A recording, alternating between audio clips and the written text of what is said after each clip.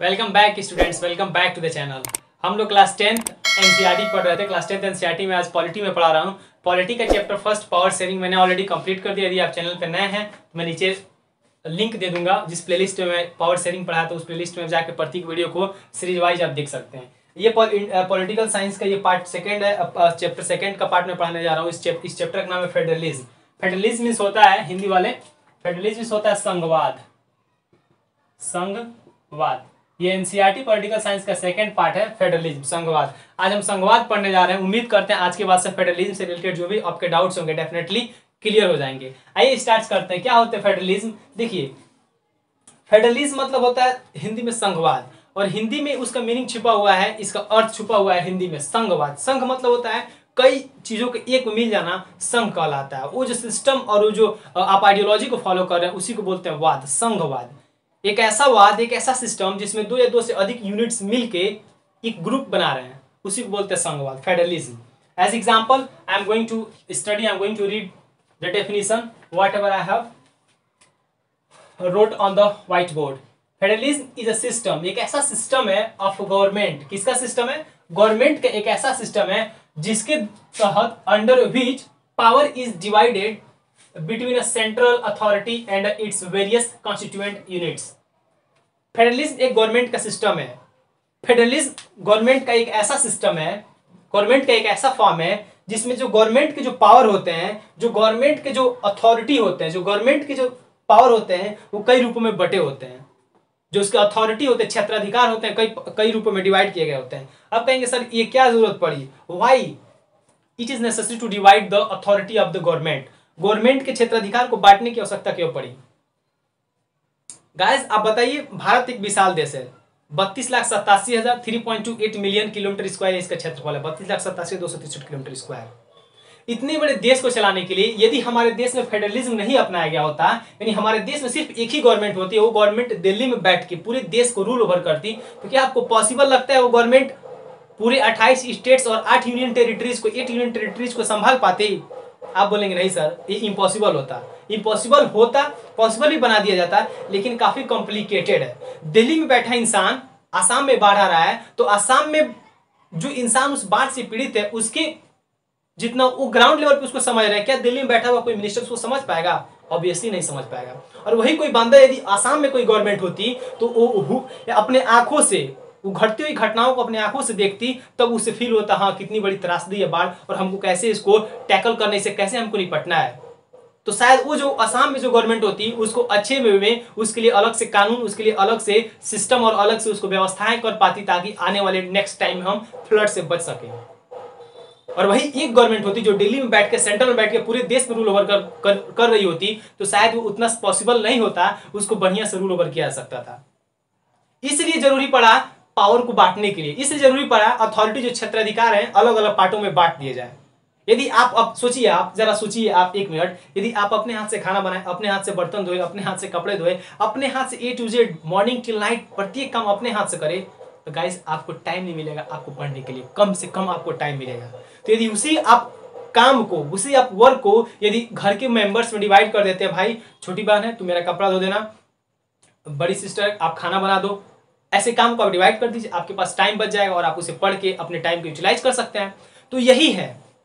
और हर इंसान हर चीज नहीं कर सकता है। अगर मैं पावर को, यदि अथॉरिटी को बांट देता हूं, तो जो इंसान सेंट्रल में बैठ के पूरे देश को नहीं चला सकता है, लेकिन अगर उसी के माध्यम से कोई उसका रिप्रेजेंटेटिव अगर रीजनल लेवल पे, लोकल लेवल पे, प्रोविंशियल लेवल पे, स्टेट लेवल पे कोई उसका बंदा है, तो वो उस लोकल लेवल पर रह के लोकल लेवल के प्रॉब्लम्स को, लोकल लेवल के सर्कमस्टांसेस, सिचुएशन जो भी घट रही वो जितना बेटर वे में समझेगा, दिल्ली में बैठा हुआ कोई मिनिस्टर नहीं समझ सकता है। आप कहते सर मैं गरीबी के दर्द को समझता हूं। यदि आप गरीबी देखे ही नहीं है, गरीबी को झेले ही नहीं, गरीबी से गुजरे ही नहीं है, तो आप कैसे समझेंगे? यदि आपको कभी असफलताएं नहीं मिली, डायरेक्ट आपको बहुत बड़ा सफलता मिल गया, तो क्या आप असफलता के जो स्वाद है उसको बिना चखे आप असफलता के स्वाद को फील कर पाएंगे? डेफिनेटली आप नहीं फील कर पाएंगे। तो ये फेडरलिज्म, फेडरलिज्म एक गवर्नमेंट का सिस्टम होता है जिसमें जो पावर होते हैं डिवाइड किए गए होते हैं अलग अलग अथॉरिटी के माध्यम से, ताकि एडमिनिस्ट्रेशन को, ताकि प्रशासन को, शासन को सुचारू रूप से सिंपल वे में चलाया जा सके, किसी प्रकार की दिक्कतें न पैदा हो। एक ही साथ चलाता तो काफी दिक्कत हो जाता है। इसीलिए फेडरलिज्म वाले कॉन्सेप्ट को प्रत्येक गवर्नमेंट के जो फॉर्म होता है बहुत लोगों ने अपनाया है। इंडिया फेडरलिज्म है ना, कंप्लीटली इंडिया फेडरलिज्म है और ना कंप्लीटली यूनिटरी गवर्नमेंट का फॉर्म है। हमारे यहाँ अर्ध संघात्मक है। इंडिया एक ऐसा देश है ना कंप्लीट संघवाद है ना कंप्लीट एकात्मक है। अब कहेंगे सर एकात्मक क्या होता है? गाइस मैं आपको बता दूं, एकात्मक सिस्टम वो होता है जिसमें गवर्नमेंट के जो फॉर्म होते हैं ना वो एक ही होता है, यानी एक ही बंदा होगा, पूरे देश को वही चलाएगा। लोकल लेवल पे, प्रांत लेवल पे, स्टेट लेवल पे कोई गवर्नमेंट नहीं होगी, वही सेंटर में बैठा वही सब कुछ चलाएगा और वही सबका मालिक होगा, वही सब देख रेख करेगा। तो क्या हमारे देश में ऐसा है? नहीं है। आप कहेंगे सर कैसे नहीं है? इसलिए नहीं है क्योंकि सेंट्रल, हमारे यहाँ सेंट्रल गवर्नमेंट है पूरे देश को चलाने के लिए, स्टेट गवर्नमेंट राज्य को चलाने के लिए, लोकल गवर्नमेंट है गांव या नगर पालिका मेंबर नगर पालिका को चलाने के लिए है। तो हमारे यहाँ इतने टायर में हमारे गवर्नमेंट को बांट दिए गए हैं, 3 टायर में हमारे गवर्नमेंट को बांट दिए गए हैं ताकि एडमिनिस्ट्रेशन को सुचारू रूप से इजी में चलाया जा सके। यदि नहीं बांटे गए होते तो काफी कॉम्प्लिकेटेड परिस्थितियां पैदा होती और काफी कॉम्प्लेक्स हो जाता सिस्टम को चलाने के लिए। तो हमारा देश ना कंप्लीटली यूनिटरी फॉर्म है ना कंप्लीटली फेडरलिज्म, हमारा अर्ध संघात्मक है। क्वेसी फेडरलिज्म, हमारा देश क्वेसी फेडरलिज्म है। आधा संघवाद की बात करता है, आधा एकात्मक की बात करता है। वो डीप हो जाएगा, मैं आगे पढ़ाऊंगा। तो ये था फेडरलिज्म का डेफिनेशन। अब आते हैं characteristics of the federalism government. Characteristics, विशेषताएं, इसकी विशेषताएं क्या है? विशेषताएं क्या होंगी फेडरल गवर्नमेंट के? संघ शासन के, संघ सरकार के विशेषताएं क्या होगी? प्रत्येक इंसान की विशेषताएं होंगी। आपकी विशेषताएं होंगी, आप किस क्षेत्र में एक्सपर्ट हैं, आपको कौन सा क्षेत्र आपको काफी वीक है, क्या आप लाइक करते हैं, क्या आप डिसलाइक करते हैं। उसी तरह संघवाद हम आपको बता दिए, संघवाद का डेफिनेशन ही बता दिए। तो संघवाद की विशेषताएं क्या होती है? What is the characteristics of federal government? संघवाद सरकार का, संघ सरकार की विशेषताएं क्या होती हैं? आइए देख लेते हैं। फर्स्ट है 2 or more level of the government, 2 or more than 2 levels of government। यानी जहां पे फेडरलिज्म की बात आए और जहां पे फेडरल गवर्नमेंट की आपको नाम सुने, जहां भी आप फेडरल गवर्नमेंट नाम सुनते हैं, कोई भी देश में आप घूमने जा रहे हैं और वहां पे आप सुन लिए फेडरल गवर्नमेंट को वहां पे शासन है, तो समझिएगा 2 या 2 से अधिक वहां पे गवर्नमेंट शासन कर रहा है।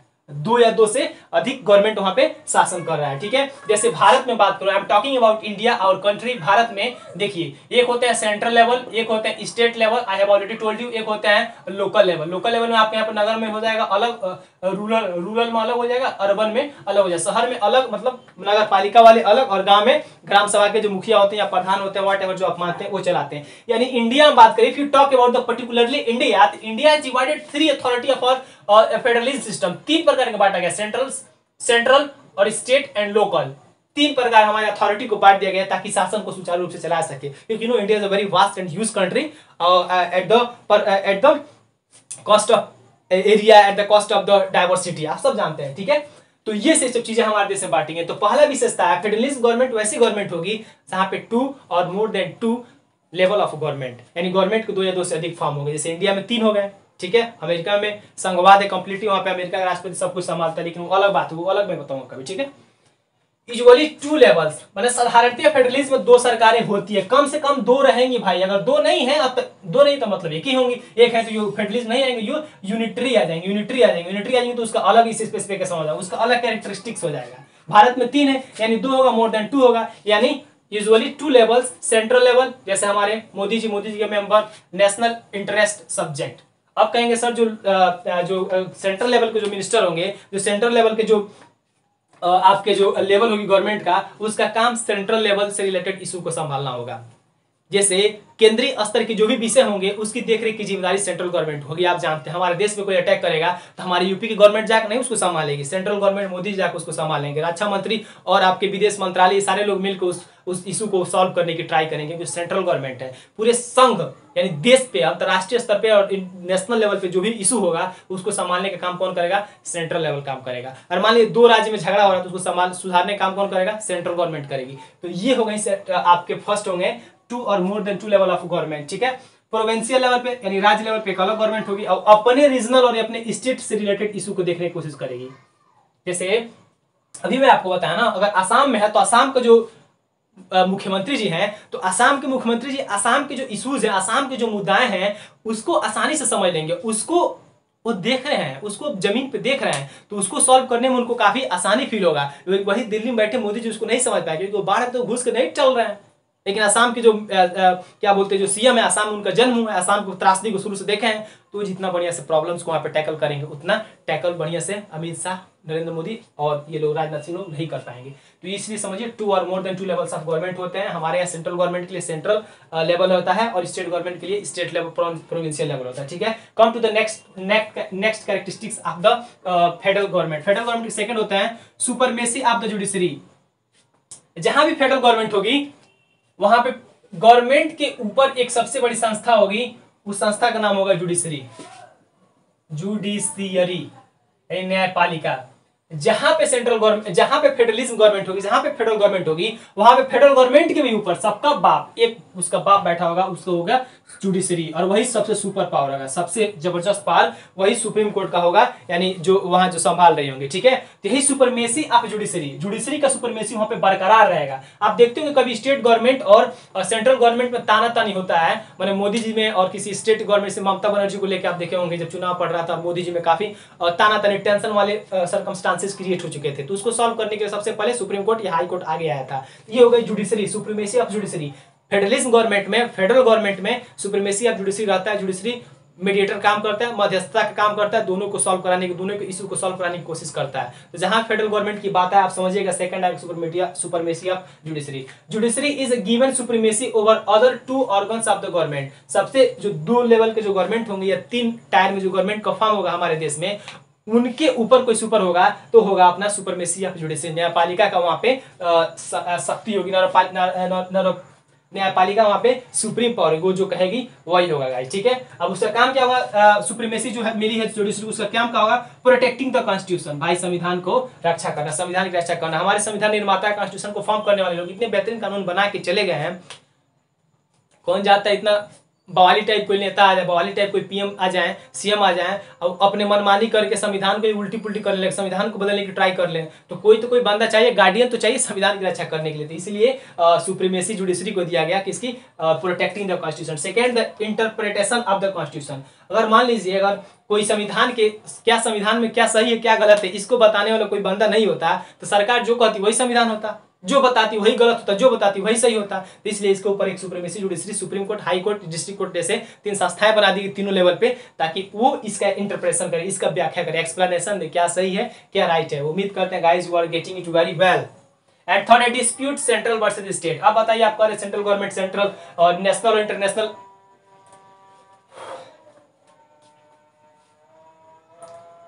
आप कह रहे हैं ये सेंट्रल गवर्नमेंट होती है सेंट्रल से रिलेटेड इशू को सॉल्व करती है, लेकिन सेंट्रल गवर्नमेंट यदि किसी स्टेट से झगड़ा कर ले तो उसको कौन संभालेगा। अगर मान लीजिए इसको सुपरमेसी जुडिशरी को सुपरमेसी न दें, हाई कोर्ट सुप्रीम कोर्ट को अगर पावर न दें, तो सेंट्रल गवर्नमेंट स्टेट गवर्नमेंट में मारामारी हो जाएगा यार, मारामारी हो जाएगा। तो इसलिए जब सुप्रीम कोर्ट हाई कोर्ट रहते हैं तो उनको संभालते हैं, उनको मैनेज करते हैं, तो balance the power of both the central and state. कौन, सुप्रीम कोर्ट, हाई कोर्ट, ये बैलेंस करते हैं दोनों के पावर को, क्योंकि दोनों आपस में कोलैप्स न कर ले। अभी हाल ही में चुनाव में पश्चिम बंगाल में हुआ था। ठीक है, come to the third characteristics of the federal government, separate jurisdiction। और जो हमारे गवर्नमेंट के जो तीनों टायर होंगे, मैंने जो बताया सेंट्रल गवर्नमेंट, स्टेट गवर्नमेंट और local government, central government, state government और लोकल गवर्नमेंट, तीनों का जुरिस्डिक्शन, तीनों का क्षेत्र का जो अधिकार होगा उनका बटा हुआ होगा। कोई दूसरे के क्षेत्र में अधिकार हस्तक्षेप नहीं कर सकता है। जैसे मान लीजिए हम लोग उत्तर प्रदेश में रहते हैं, क्या उत्तर प्रदेश की गवर्नमेंट कोई ऐसा कानून बना देगी जो बिहार में जाकर लागू हो जाए, चाहे बिहार सरकार कोई ऐसा कानून बना दे जो यूपी में लागू हो जाए, या कोई पश्चिम बंगाल की गवर्नमेंट ऐसा कानून बना दे उत्तर प्रदेश में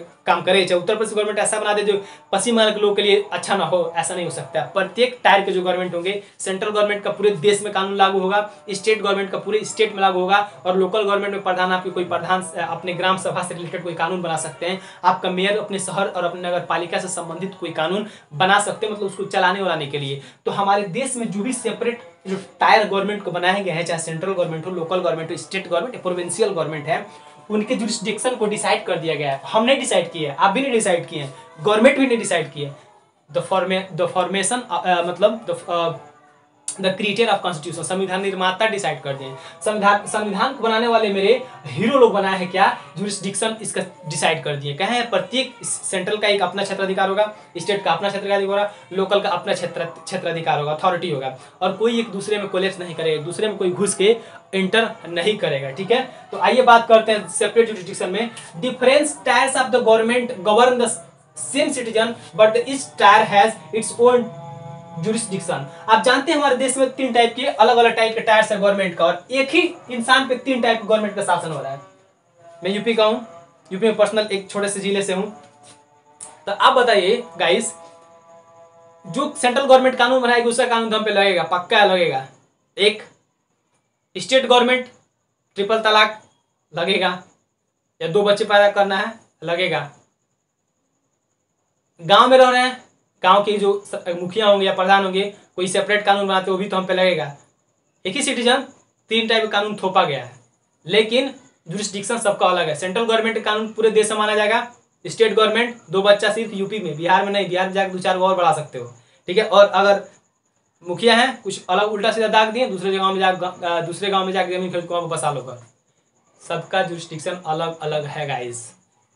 कोई ऐसा कानून जो यूपी के लिए बना है वो बिहार में उस कानून को आप जाके उसको तोड़कर अपने बिहार में रह सकते हैं, ठीक है। ट्रिपल तलाक बिहार में नहीं चला है, केवल यूपी के लिए बनाया गया है। तो ऐसी चीजें हैं गाइस, आप देख सकते हैं। सबका सेपरेट जुरिस्डिक्शन होता है।